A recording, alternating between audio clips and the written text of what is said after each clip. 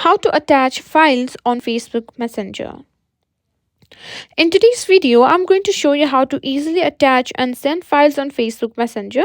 Whether it's a photo, document, or any other type of file, I've got you covered, so let's get started. First things first, open the Facebook Messenger app on your phone.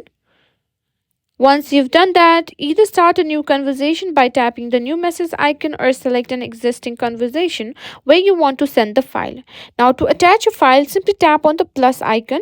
From here, you can simply find three options, that is share a file, location, or play games.